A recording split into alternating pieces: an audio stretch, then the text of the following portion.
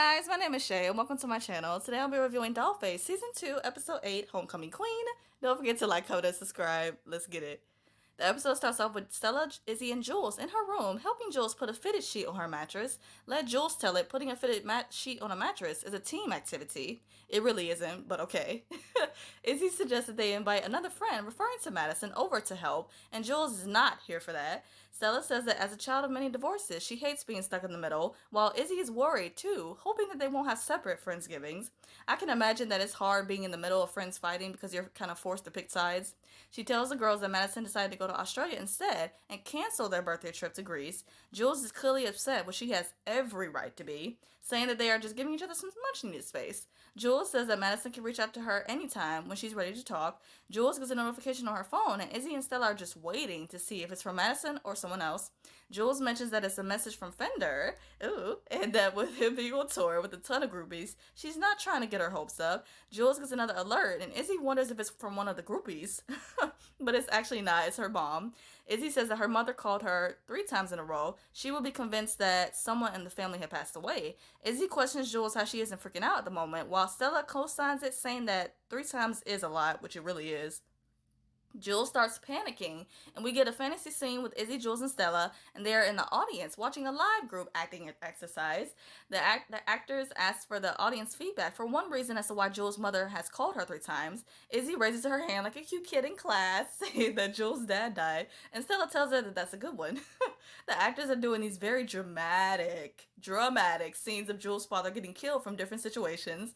One of the actors say that it's Jules' fault that she didn't pick up the phone in time, and back to reality, Jules says that she is definitely going to call her mom ASAP.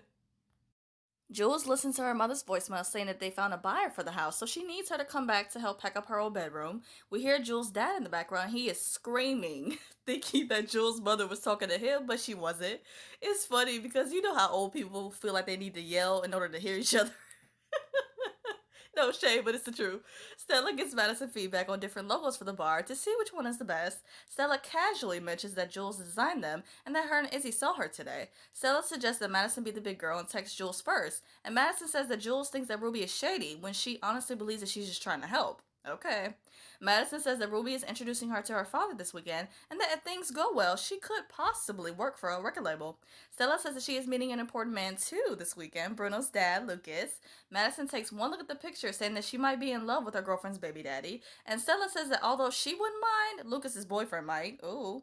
Stella says that Bruno was conceived when Liv and Lucas were in college, in a gay or bi moment. Madison is down, thinking that she should have a moment like that too, and Stella shuts that down immediately, telling Madison that she is deeply, deeply straight, and that she doesn't mean that as a compliment. Ouch. Gotta respect that tough love, though. Gotta respect. Izzy gets into the car with a coffee treat to thank Jules for giving her a ride to a spa vineyard. Izzy says that instead of a eat, pray, love situation, it's going to be more of a sip, soak, cry situation from her post breakup. Oh, honey. Izzy questions Jules if she's excited to see her parents, and Jules says that she is, and that it's bittersweet saying goodbye to her old childhood home because of all of her psychological trauma happened there. Izzy says the same for her too, because her childhood home was basically a trauma center. Like, poor babies, man. Poor babies. Liv is very happy that Stella and Lucas are getting along and having a moment. Stella says that it's a shame that the parents can't have alcohol before going to a kid function. And Lucas says that some of the straight parents do, which it just screams a loud desperation. Liv gets the feeling that she should change because she went a little too hard on the mom look. While Liv is changing, Lucas and Stella talk some more, getting to know each other. Stella gives Lucas kudos on his DNA because Bruno is the coolest kid ever, and can't forget about the cutest. Lucas mentions that Stella and Liv must be getting serious then because she has never, ever introduced anyone to Bruno. Like, wow. Liv did say something though along those lines in the Codependence Day episode, that she's reluctant to introduce anybody that she's dating to Bruno because she's not sure if they plan on sticking around. So I completely understand that. Madison and Ruby arrive to the restaurant. Ruby mentions that she's nervous. She is giving Madison a heads up, saying that her father has been judgmental of her friends in the past because they've either been in rehab or wherever else, but that Mads is the real deal. Ruby also says that with Madison there, it will also prove to her father that she's actually been taking her job seriously and that she's got her shit together. During the ride, Izzy and Jules hear Ricky Riley giving away free tickets for a show. Jules tells Izzy how her mother would make them call into the stations to win tickets, and that they never won, but her mother would tell her that the prize she won was her. Oh, that's so sweet. Jules mentions that she was told when she was little that she could walk on water, but then when she got out into the real world, she actually sank. Izzy can relate to saying that she told her that she was told that she was going to sink in her life, and that she actually did. And it's so weird and funny though, because when Izzy says that, she has a smile on her face, like she's so proud of it. I don't understand. She did the same thing with the trauma center comment too, and Izzy is very, very special, but I love her. Jules mentions how an artist that she loved, the sorcerer, was doing a concert, and that even though she wanted to go, she lied, telling her mom that she didn't want to because she didn't think that there would be any chance of her winning. And that's sad. Izzy tells Jules that her trauma is way worse than hers. Jules arrives at the wine spot. Izzy gets out of the car. The place is called Charles Perrault's Estate and Winery.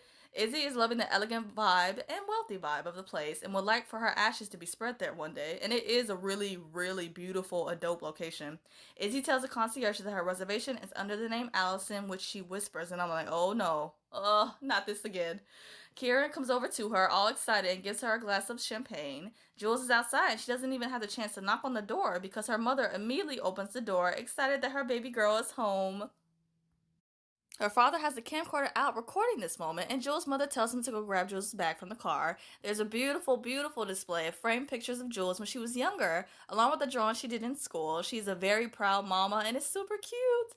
Jules' mother says that she wanted to keep those up until the last day. That way, they both could look at Jules until the last possible second. Oh. Jules questions her mother why she's throwing out her pottery, and Jules' mother says that she doesn't want to talk about her. Her mother questions Jules about that fancy life in LA, and Jules says that it's not that fabulous as to what she may think it is. Jules says that she's not sure if Rome is the right place for her anymore, and her mother can immediately sense that her daughter is going through something. Jules admits to being in a weird place with Madison that is weighing heavy on her. She mentions to feeling a little bit insecure about Madison hanging out with Ruby, and her mother reassures Jules that there isn't any competition in the friend department with them. Her mother encourages Jules to be the first one to reach out, and that Madison will be happy from that. And turns out she is indeed happy, because the minute Madison sees the text, she smiles because she misses her bestie too. Ruby sees her father coming towards the table and tells Madison to put her phone away because he hates that. Ruby introduces her father to Madison. She shakes his hand, all nervous. Her father mentions that he sees Pink in the restaurant and that he should probably go over and suck up to her. And that's the exact same thing that Ruby did in the episode where she was introduced. When her, Madison, and Jules were at the club, Ruby notices an artist she gave a record deal to from across the room. And before she goes over to greet her, she's talking mad shit about the artist. Like, just fake as fuck, I swear. Like, that's one of the many, probably many, bad qualities that they have in common. Madison is still standing all awkward and whatnot, and Ruby tells her that she can sit down now. Jules and her mother come to her old bedroom, and she says that she's already gotten started with separating some of her stuff. After getting a text from Madison saying that she can't talk because she's with Ruby, Jules is frustrated, so she's trying to speed up the process by wanting to throw away all of her stuff. Her mother says that her pottery doesn't matter, but these special belongings of Jules does. Jules doesn't feel that way, saying that it's garbage, and her mother, rightfully so, feels hurt and leaves. Like, come on, Jules, it's not garbage to you. I mean, no, it's not garbage to her, but whatever. Karen and Allison are outside, and I just have to say that wherever this film for this location is absolutely breathtaking. Karen says that she's happy that Izzy is considering their offer to come and work for them, and Izzy says that she isn't fully considering it, and that she's not sure if she's ready to leave Rome just yet. Karen questions Izzy if Celeste will give her a weekend like this, and that Allison B wanted Izzy to have her own suite.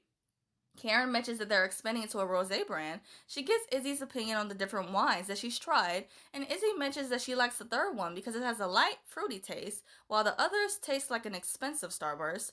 And she was making it sound like that was a bad thing, but I would really like to taste an expensive-ass Starburst wine. I need that in my life. Karen tells the waiter that they have a winner, and she starts clapping all weird and shit. It's family day at Skylight Camp, and one of the volunteers hands out different color shirts for the families for a fun activity. The volunteer hands Bruno 2 shirts, one for Liv and the other for Lucas, and Bruno is sad because he really wants Stella to have one too. He's so precious. Stella promises Bruno that she's good, and the volunteer assumes that Stella is the stepmom. Stella corrects him, saying that she is actually the girlfriend, and the volunteer makes yet another assumption, thinking that she is Lucas's girlfriend. Wrong answer. Lucas punts to Liv, and Liv's response is like, sup. And the volunteer feels embarrassed, asking for another shirt for their team, saying that it's another throuple. I get that looks can be deceiving, but that is not what this is. Madison is going over her experience in PR, and the father doesn't even seem to care about the conversation, nor calling her by the right name. He calls her Marilyn. How do you get Marilyn from Madison? Anyway, to make it worse, he's drinking. Ruby's father is grilling Madison, giving her the third degree and asking a ton of questions. He's very intimidating. He questions Madison if she's a druggie, and Madison replies that she's not, but that she does have addictive personality devoted to coffee, work, and SoulCycle.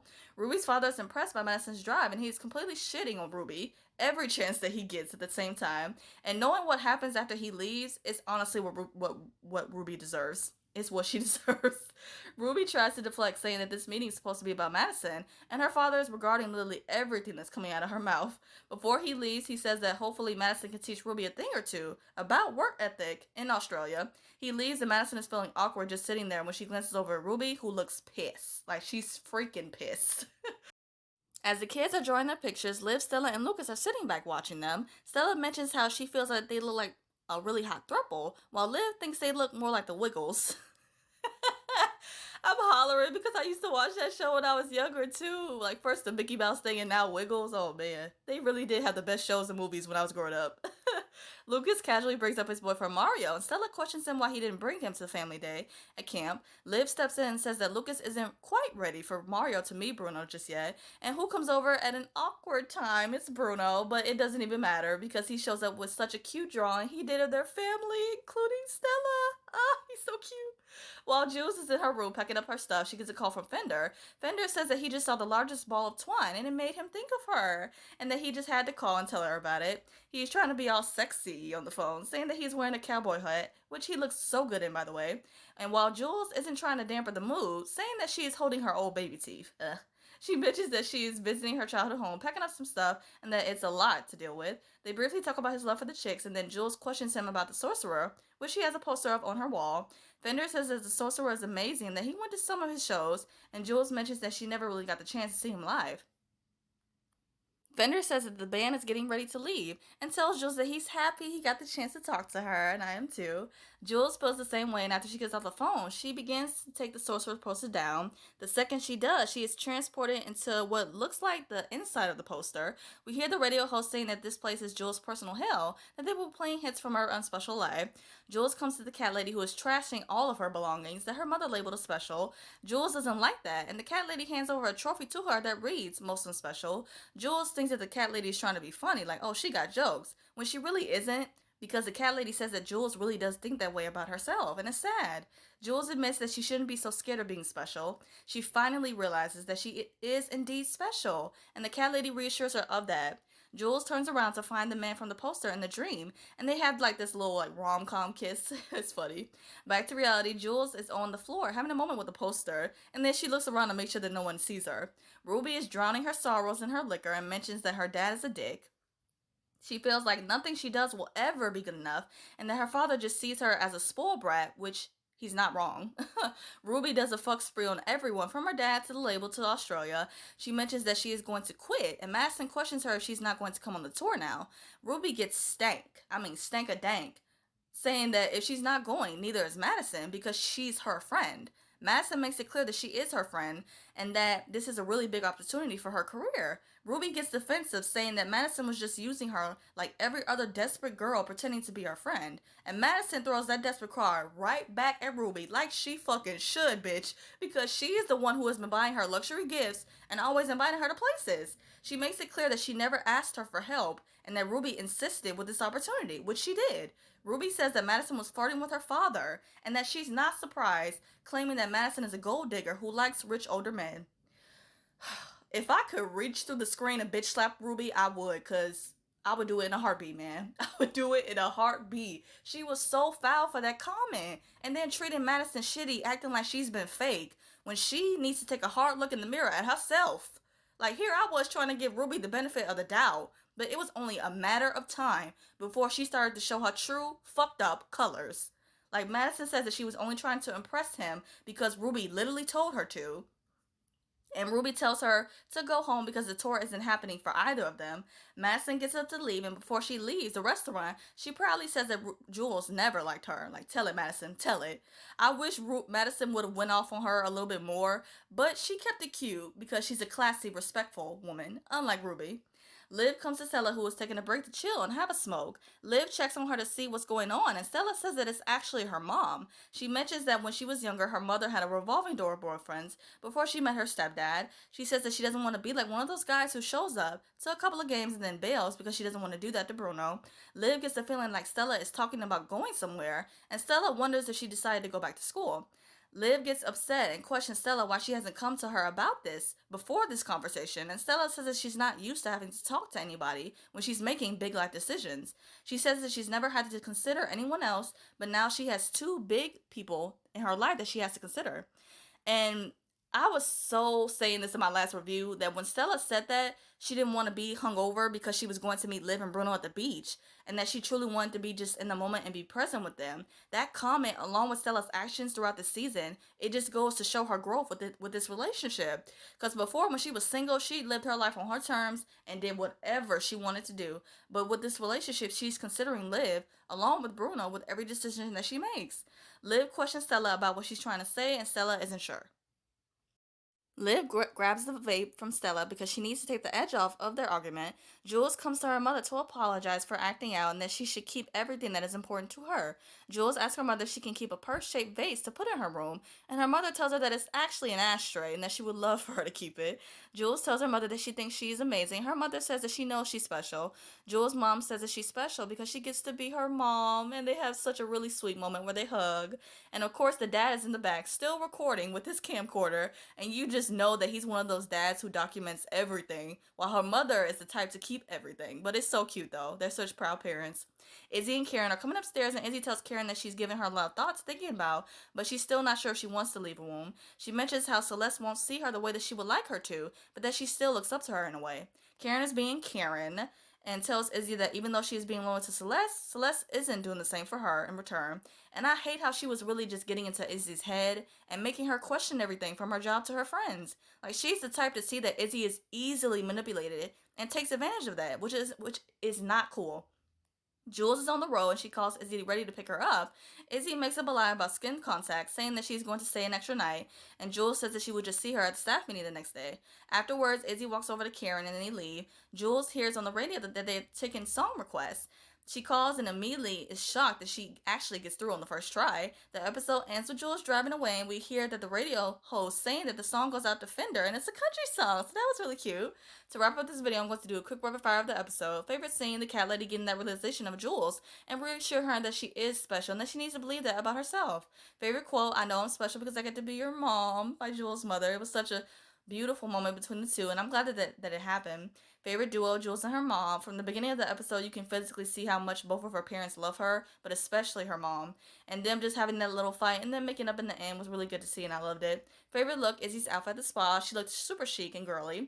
And WTF moment, that crazy ass lunch with Ruby, her father, and Madison. Like, Ruby was not only showing her ass, but her tits too. And I hate the fact that Jules was right about her and that Madison had to find out the hard way, but it is what it is. I hope you guys enjoy my review of Dollface. I hope you guys have a great day. Stay safe. See you guys this week.